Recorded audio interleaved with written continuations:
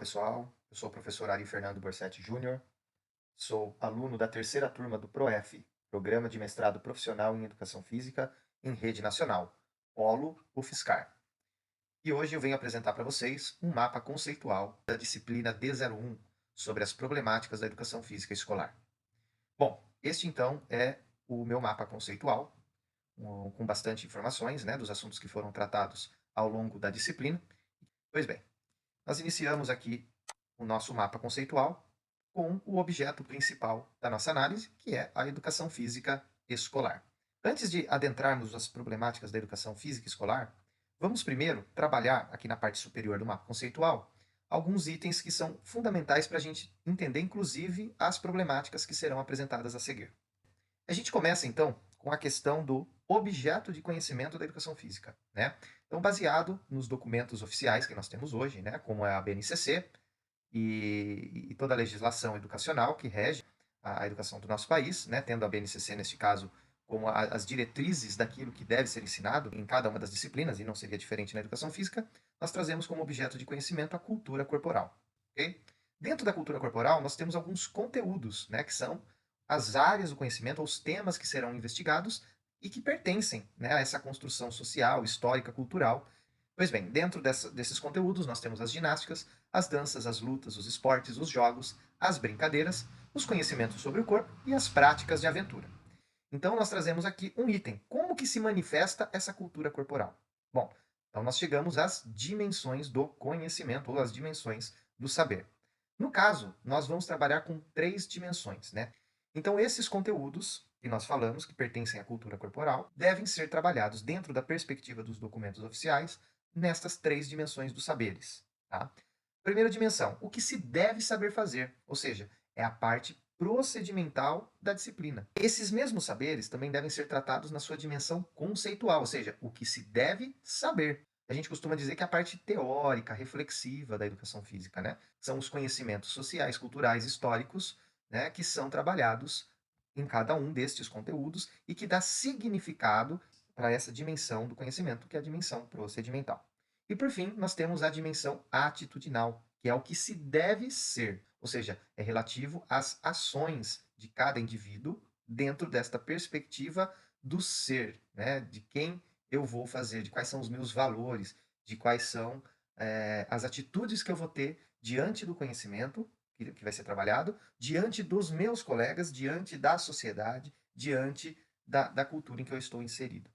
Então, uma vez delimitado quais são as dimensões do saber, os conteúdos e o objeto de conhecimento da educação física, agora nós podemos partir, então, para a explicação sobre as problemáticas da educação física. Então, nós temos aqui, neste quadrinho, a origem da nossa investigação. Então, ela estando dentro da educação física escolar, quais seriam essas problemáticas da educação física escolar? E aqui nós trazemos algumas problemáticas, obviamente que estas não são as únicas problemáticas da disciplina. Né? Existem outras manifestações, né, que podem ser considerados problemas da educação física escolar e que, portanto, também carecem do exercício da reflexão, da constatação e de uma ação assertiva na tentativa de superar essas problemáticas. A primeira problemática que nós trazemos aqui diz respeito à atuação docente. E aqui nós temos 3 características de profissionais, né? Podemos classificar em 3 características, sendo que cada uma apresenta, né, alguns comportamentos a serem analisados.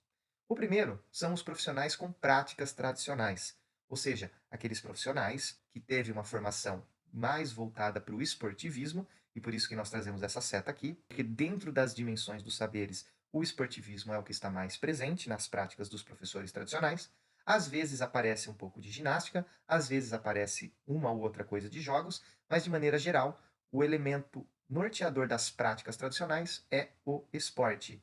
Estes profissionais costumam atuar com o que a gente, até de forma pejorativa, costumamos chamar quarteto fantástico: voleibol, basquetebol, handebol e o futsal ou o futebol.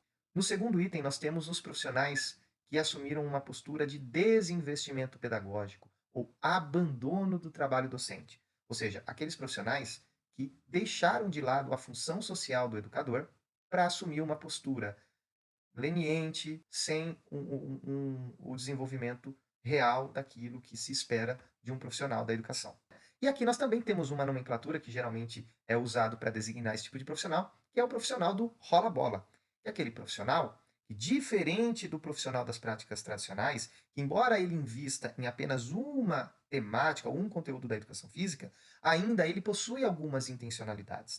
Então, quais são os elementos que geralmente são trazidos como supostas situações, ou que são elencadas como situações que levam ao desinvestimento pedagógico? Em primeiro lugar, nós temos a transformação da área. E aí nós não vamos adentrar aqui nas questões históricas desta situação, mas é fato que a educação física passou por grandes transformações e no período da redemocratização, muitas áreas da sociedade passaram por transformações. Não é diferente com a educação de maneira geral, e com a educação física aconteceu a mesma coisa. Porque começam a surgir dentro das universidades as críticas ao modelo anterior, que era o modelo esportivista, e essas críticas, de certa maneira, né, então esse discurso renovador, tirou o chão de muitos professores. E que, de repente, sem saber o que fazer, esses profissionais optaram pelo desinvestimento pedagógico. Outra questão também dentro da transformação da área foi a crítica ao modelo esportivista, que fez com que esses profissionais perdessem a sua identidade. Então, muitos profissionais que eram daqui das práticas tradicionais, nesse momento de crítica ao modelo esportivista vigente naquele momento, se viram numa situação de perda de identidade. E aí também, né, trazem como uma das possibilidades para esse desinvestimento pedagógico. Outra possibilidade são as condições objetivas de trabalho, que é uma situação que, na verdade, perpassa todos os profissionais de educação. A questão salarial, o tempo de planejar e estudar, a questão da formação continuada. Nós também temos duas situações aqui que são apresentadas como questões que levam os profissionais ao desinvestimento pedagógico, que são a questão da estabilidade, que é um problema muito sério, e o vínculo escolar, que também é um outro problema, que afeta aí muitas redes, tanto estaduais como municipais, que diz respeito à escola ou ao tempo que um professor vai ficar numa mesma unidade de ensino para desenvolver o seu trabalho. E nós temos, por fim, aqui o número de alunos por sala, que a gente sabe que no Brasil nós temos uma dificuldade muito grande, com salas muito numerosas, e muitos profissionais então dizem que o desinvestimento pedagógico é por essa somatória de problemas. Nós poderíamos acrescentar mais uma aqui, específica da educação física, que é a falta de materiais e também a falta de estrutura física para a realização dessas aulas. O terceiro item, nós temos a questão da cultura escolar. Então, dentro da cultura escolar, algumas manifestações que são utilizadas como sua justificativa para esse desinvestimento pedagógico. A primeira diz respeito à invisibilidade da disciplina. Muitos profissionais, e a gente sabe que isso é um fato mesmo, né, costumam afiançar que a educação física não é vista igualmente como as outras disciplinas escolares e, portanto, a disciplina de educação física é invisível no contexto escolar.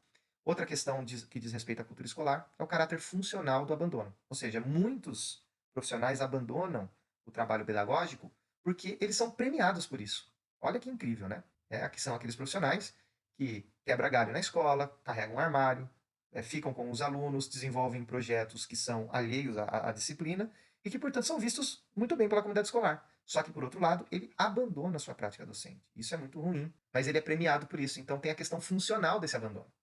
E por fim, nós temos a questão da hierarquia dos saberes, que é um outro problema, que não afeta a educação física apenas, né?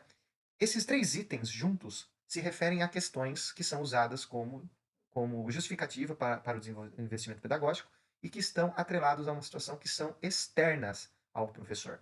E aí nós temos uma situação que é interna ao professor, que é a disposição social dele, ou seja, que são as questões psicológicas e culturais e formativas do profissional de educação e que vai refletir se ele vai ser um profissional que não vai dar valor nenhum mesmo, e aí, independente dessas questões que são externas, mesmo que sejam todas favoráveis a ele, ele ainda vai ter essa postura de desinvestimento pedagógico. Dentre essas perspectivas, nós temos qual é o papel do trabalho na vida de cada pessoa, a formação inicial, que conta muito.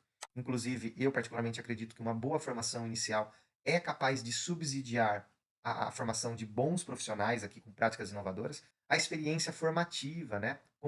Como são os primeiros anos desse profissional, o como ele é acolhido pela comunidade escolar e o quanto de sucesso ele consegue ter e que vai embasar o trabalho durante a sua carreira. A questão da militância política, né, que eu coloco ainda como uma situação menor, mas que também pode ser considerada aqui como uma justificativa para um bom ou um mau trabalho pedagógico ou tal do desinvestimento pedagógico. Por fim, nós temos então agora as práticas inovadoras, que são os profissionais que efetivamente atuam com o que nós tratamos aqui no começo do vídeo, que são as dimensões do saber, a nível conceitual, procedimental e atitudinal, e que conseguem congregar todas as habilidades e competências que estão presentes dentro desses conteúdos, de forma reflexiva, de forma a levar os alunos a pensarem, a refletirem, e não tão somente o saber fazer. Os profissionais com práticas inovadoras geralmente possuem essa característica marcante aqui, que é a reflexibilidade, ou seja, que é a capacidade de refletir o seu trabalho, de estar sempre questionando o seu trabalho, e também, né, tem uma relação muito positiva com essa questão da disposição social, por isso que eu trago essa flecha aqui. Então, esses profissionais conseguem atingir esses elementos da cultura corporal e sempre refletindo e modificando suas práticas, o que é uma característica muito importante. Finalizando essa primeira problemática da educação física, partimos agora para a segunda problemática, que é a relação teoria e prática. Bom, como nós vimos anteriormente, né, a educação física passou por diversas perspectivas ao longo da sua história, e até pouco tempo atrás, as perspectivas elas eram todas baseadas numa visão biologicista da área. E sendo uma visão biologicista, a dimensão procedimental, ou seja, a dimensão prática, o saber fazer, sempre foi mais valorizado do que as outras dimensões do conhecimento. E aí é que entra essa segunda problemática da educação física, que diz respeito à relação da teoria e da prática, né? As aulas, elas precisam não tão somente ficar focadas na questão prática, mas elas precisam também trazer aspectos teóricos. Só que quando essa perspectiva ela foi proposta, lá durante as abordagens, o desenvolvimento das abordagens renovadoras de educação física escolar, essa questão do conhecimento sobre o fazer na educação física foi muito mal interpretado na época e continua sendo até hoje, o que gera uma série de animosidades que nós vamos tratar aqui. Tá? Mas antes eu quero trazer que as práticas, né, de educação física anteriores a esse momento de renovação da educação física, ou seja, atrelado ao modelo tradicional, ele tinha como uma única perspectiva o ensinar a fazer. Então nós temos aqui, ó, uma flecha, né, que é essa flecha verde aqui, ó, ela vai subindo e ela chega aqui no procedimental, ou seja, eu quero indicar que essa prática, esse modelo tradicional de somente ensinar a fazer, ele está diretamente ligado a uma visão de que a educação física resume-se a atividades práticas, ok? Então, o que esse ensinar a fazer, ele traz como situações problema? As práticas são totalmente descompromissadas, tem uma visão recreativa, né? E é comum a gente ouvir do professor assim, ah, mas eu dou essa atividade porque o aluno gosta. Em nenhum momento o professor pergunta, bom, mas o aluno vai aprender o que com essa atividade? Ah, não sei o que ele vai aprender, mas ele gostando, ou seja, sendo algo recreativo, tá ótimo, tá de bom tamanho, que é um problema. Mais uma vez a gente traz a questão do esportivismo, né? Ela é tratada de uma maneira esportivizada. E, por fim, uma problemática muito grande da educação física, e que depois que a gente vai ver que ela também se relaciona com a questão do afastamento, que eu vou falar adiante, que é a situação excludente da disciplina. A disciplina passa a ser excludente, porque se ela é esportivizada, ela valoriza o saber fazer, a performance dos indivíduos, e a educação física acaba sendo excludente para a maioria dos alunos, né, que é um problema muito sério. Tá? Mas voltando aqui, né, as práticas inovadoras então trouxeram a necessidade de não somente trabalhar com o saber fazer, né, mas o saber o porquê se faz, a teorização desses saberes, que é o conhecimento sobre o fazer na educação escolar. Por que eu tenho que correr? Por que eu tenho que saltar? Da onde veio esse esporte? Quais as questões midiáticas que esse esporte me traz? Quais os aspectos regimentais também? Por que não? Mas essa teorização da educação física, ela trouxe alguns problemas. E um desses problemas é a valorização do ensino sobre o fazer na educação física, que aparentemente não deveria ser um problema. Então, a educação física não ensina só o fazer, mas ensina sobre o fazer, teoria e prática. No entanto, alguns problemas aparecem por conta da interpretação equivocada dessa questão conceitual que a educação física assume. E quais seriam então essas problemáticas que aparecem? A teorização das aulas, ou seja, o professor para de trabalhar o aspecto procedimental.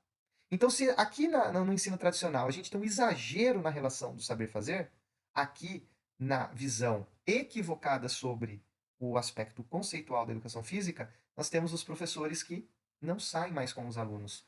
E ao invés disso, começam a teorizar a disciplina.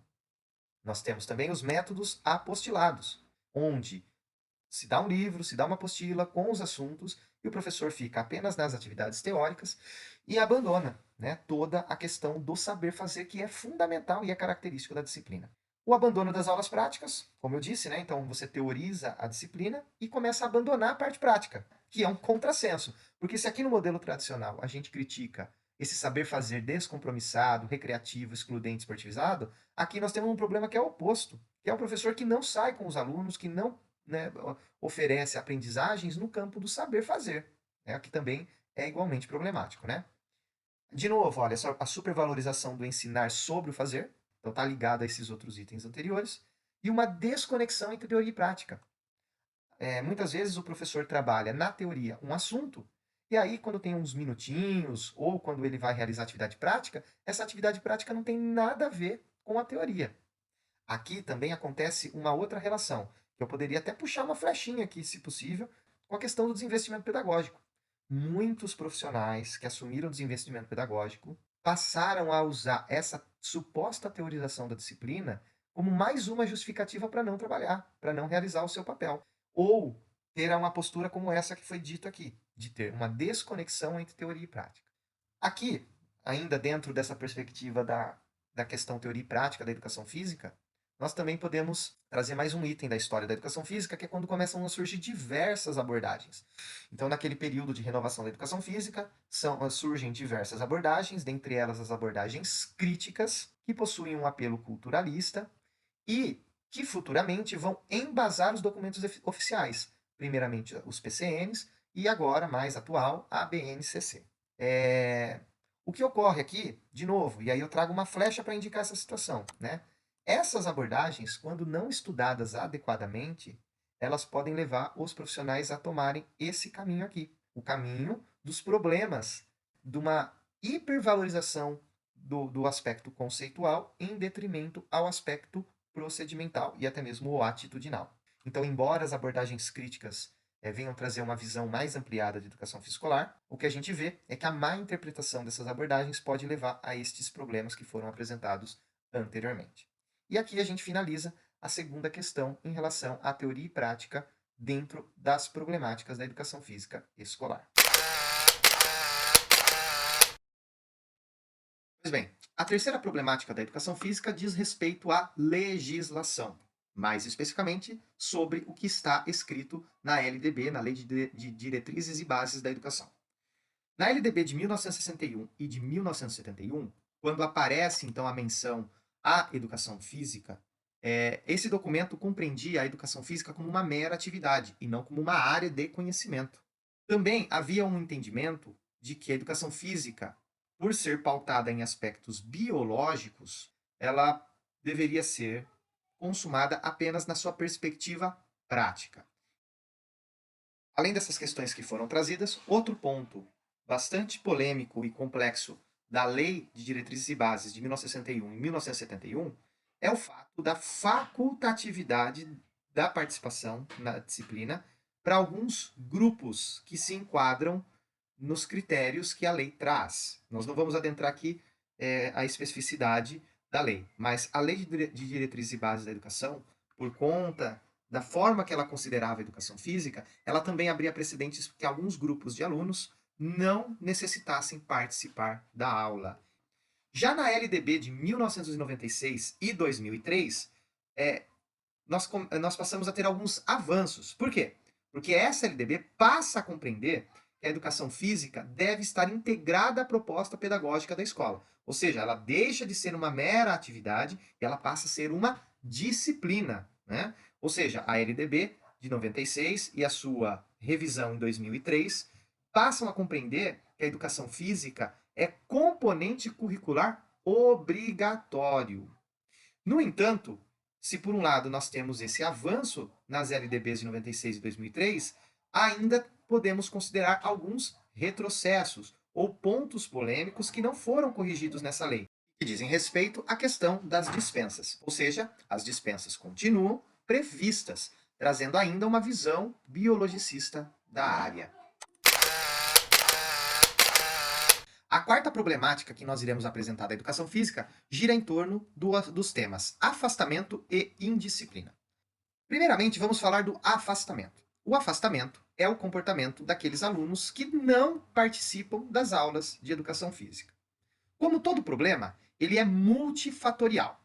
Então, cabe a nós, profissionais de educação física, avaliarmos quais são as possíveis causas que geram, neste caso, o afastamento das aulas. Então, baseado nessa situação, verificamos algumas possibilidades de situações que ocorrem nas aulas de educação física e que levam o estudante, na etapa final do ensino fundamental 2 e também no ensino médio, a não querer mais participar das aulas de educação física. Então, o que os estudos têm mostrado? Que uma das possíveis causas é a questão do insucesso e da exclusão. Outra possível causa tem a ver com uma questão que nós já tratamos num tópico anterior, que diz respeito à repetição dos conteúdos ao longo dos anos, né? Que é a característica das práticas, olha lá, seguindo a linha cor-de-rosa, das práticas tradicionais, como a gente apresenta aqui. Porque, como nós vimos, dentro das práticas tradicionais, o professor trabalha apenas com a unidade de esporte e nós temos uma cultura, uma infeliz cultura, de trabalhar apenas o tal do quarteto fantástico. Então, essa repetição de conteúdos também leva a um certo afastamento dos alunos. Uma outra possível causa diz respeito à organização escolar. Embora hoje as aulas de educação física já estejam organizadas dentro da grade horária comum, mas no passado nós tínhamos a problemática de que as aulas eram no contraturno, o que fazia com que os alunos não participassem das aulas de educação física por N questões. E uma outra questão que também leva ao afastamento do aluno, ou que é usado como motivação para não participar das aulas de educação física, tem a ver com o que nós tratamos na questão anterior, né, que são as questões de legalidade, ou seja, aquilo que a própria lei possibilita, né, que são as dispensas. Então podemos perceber que algumas problemáticas elas se interrelacionam. No caso do afastamento, nós temos uma ligação do insucesso e da exclusão, que tem a ver muitas vezes com as práticas tradicionais, ou também com alunos que vivenciaram experiências com aqueles professores rola-bola, né? A repetição dos conteúdos ao longo dos anos, a organização escolar, né? E as aulas do contraturno, e a questão legal, que ainda é um problema, né? Como nós vimos, a questão das dispensas que são garantidas para alguns grupos que estejam alinhados com as situações que a própria legislação prevê. E assim como o afastamento, a indisciplina ela também é multifatorial, ou seja, ela possui várias razões, múltiplas razões.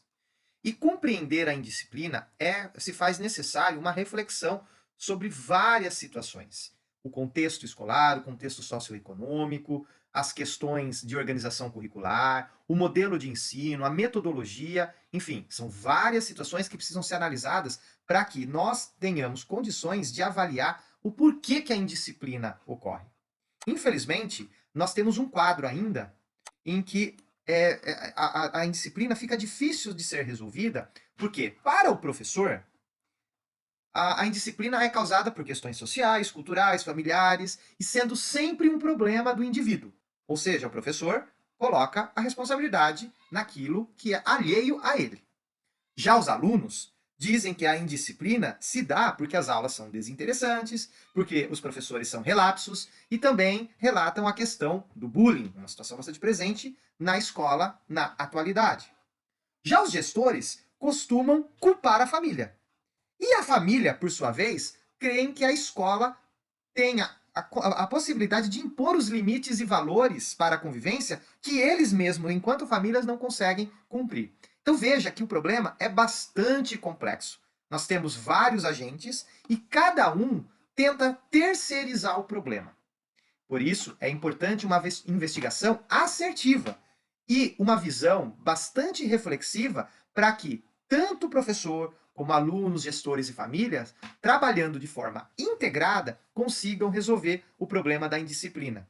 Pois eu, particularmente, acredito que a indisciplina surge justamente num hiato de uma escola que é desinteressante, numa visão de que as regras convencionais e as regras morais, elas se misturam, então há uma confusão daquilo que são regras com valores, das regras convencionais que podem ser acordadas entre os pares. A própria organização escolar é geradora desses conflitos. A família também tem o seu papel, né? Não é somente a escola, a família também tem a sua responsabilidade. Enfim, a responsabilização precisa ser de todos e não apenas de alguns. Pois bem, a próxima problemática da educação física diz respeito ao ensino do esporte, ou melhor, o esporte na escola. Para a gente entender quais são as problemáticas advindas do ensino do esporte, é preciso voltar um pouco ao tempo, onde nós tínhamos um modelo de ensino do esporte, né, praticado pelos professores mais tradicionais, que é o tal do modelo esportivista. Tá? O modelo esportivista, ele traz vários problemas, e são justamente estes problemas que foram questionados durante o desenvolvimento dos seus modelos renovadores. E por quê? Porque este modelo apresenta muitos problemas, que geram, inclusive, uma relação direta com o afastamento, que ocorre até hoje, a compreensão mais biológica da área, ou seja, esses problemas eles estão interligados. E quais são esses problemas do ensino do esporte através do modelo esportivista? Primeiro, que ele visa a formação de atletas. Ou seja, só esse item já faz com que o ensino do esporte seja inteiramente exclusivista. Ele exclui a grande maioria dos alunos. Outro problema é que a prática dos professores que utilizam o modelo esportivista se dá através das modalidades consideradas hegemônicas. Outro problema do modelo esportivista é que, ao praticar os esportes, o esporte tem um fim em si mesmo. E eles não são contextualizados. E aí nós entramos de novo em conflito com aquelas ideias da necessidade, dentro da visão mais moderna de educação física, de se contextualizar o ensino, de se trabalhar com os elementos conceituais e atitudinais. E por fim, é que ele valoriza apenas o movimento e os gestos técnicos, como se as partes, o ensino das partes, desse conta do todo. Bom, então se o modelo esportivista, como vimos, ele é problemático, então qual seria o melhor modelo, a melhor forma de se trabalhar com o esporte? Então aqui nós trazemos duas perguntas, o porquê e para que ensinar esportes, e uma terceira pergunta, o que ensinar. Por que e para que ensinar esporte? Olha lá, o esporte na escola pode assumir diversos sentidos, né? Então ele tem toda uma questão de conteúdo educativo, como desenvolver respeito às regras e ao adversário, né? O esporte deve ser abrangente e diversificado, ele deve trazer elementos inclusivos da participação de todos, não fomentar a competição desenfreada, a questão do esporte da escola e não o esporte na escola, que muitas vezes acontecia no modelo esportivista, e a questão de não se reproduzir valores equivocados, todos eles alinhados, olha lá, com as dimensões dos saberes, dimensão atitudinal, a dimensão procedimental e a dimensão conceitual. Então aqui nós temos uma primeira pergunta sendo respondida, né? A escola, né, o esporte na escola podendo assumir diversos sentidos. Outras questões. O esporte, ele deve ser ensinado porque hoje ele tem um papel preponderante na nossa sociedade, né? Através da globalização e da mídia, o esporte está presente na sociedade. Cada dia mais surgem novas modalidades a partir de práticas corporais e jogos, o que evidencia uma construção constante e uma apropriação cultural constante. O esporte também deve ser ensinado porque ele é um fenômeno sociocultural e é patrimônio da humanidade. E sendo a educação física a disciplina que tem que lidar com essa cultura corporal, obviamente que o esporte, enquanto um dos fenômenos e uma das possibilidades de ensino, possui uma diversidade de sentidos que podem ser trabalhados e ensinados na escola. Percebam que somente essa visão, ela já amplia muito a percepção que se tinha em relação ao modelo esportivista. E se a gente sabe o porquê e para que ensinar esporte, nós também temos que responder o que ensinar. Então, o que o esporte pode ensinar? Primeiro, o esporte precisa ser problematizado a partir de temas geradores. Nós temos uma diversidade de temas que o esporte pode ser um carro-chefe para a reflexão dos alunos. O esporte deve ser trabalhado nas perspectivas conceituais e atitudinais também. Olha lá, conforme nós colocamos aqui, né? Pois os saberes conceituais e atitudinais, além, obviamente, dos saberes procedimentais, têm um grande valor educativo. O esporte tem que ser trabalhado, diferentemente do modelo esportivista, que eram as partes, o importante era o gesto técnico. O modelo atual crê no ensino técnico e tático de forma conjunta. O aluno também precisa compreender a lógica do jogo, que era uma das problemáticas que surgia nesta visão estreita do esportivismo. E por fim, os saberes corporais, né? Entender que os saberes corporais são sim determinantes. Então, mesmo que a gente legisle sobre a importância dos saberes conceituais e atitudinais, nós estamos falando que esses saberes, junto com os saberes corporais, de forma conjunta, é que levam o conhecimento acerca do esporte de maneira educativa, conforme nós demonstramos aqui nos sentidos que o esporte pode assumir dentro da escola. E para finalizar as problemáticas da educação física escolar, tratemos agora das questões de gênero. Pois bem, antes de a gente falar especificamente da problemática específica da educação física, que é a questão da separação entre meninos e meninas, nós precisamos entender algumas definições, ou o que significa gênero, sexo e sexualidade. Então vamos lá para as definições. Definição de sexualidade. Refere-se a uma série de crenças, comportamentos, relações e identidades socialmente construídas e historicamente modeladas, que permitem homens e mulheres vivenciarem seus desejos e prazeres corporais. Definição de gênero. Condição social através da qual nos identificamos como masculinos e femininos. Também é uma construção social e cultural. E por fim, a definição de sexo, que é o termo utilizado para identificar as características anatômicas que diferenciam os homens das mulheres. Uma vez entendido estas definições, partimos então para a problemática específica e que aflige e muito a educação física escolar. A questão aqui que nós trazemos é especificamente a questão da separação entre meninos e meninas. Ok, e qual é a problemática que essa separação pode causar? Olha só, embora a formação das turmas se dê de forma mista atualmente, muitos docentes separam meninos e meninas nas atividades. Ou seja, mesmo que hoje essa separação não seja uma separação institucional, nas aulas nós vemos ainda muito desse tipo de separação. E qual que é esse resultado? O que resulta esta separação? Primeiro, ele impede a construção de valores de solidariedade e respeito mútuo. Ora, se nós já provocamos uma separação entre os gêneros, nós estamos impedindo a possibilidade de refletir e de problematizar as relações entre homens e mulheres na sociedade.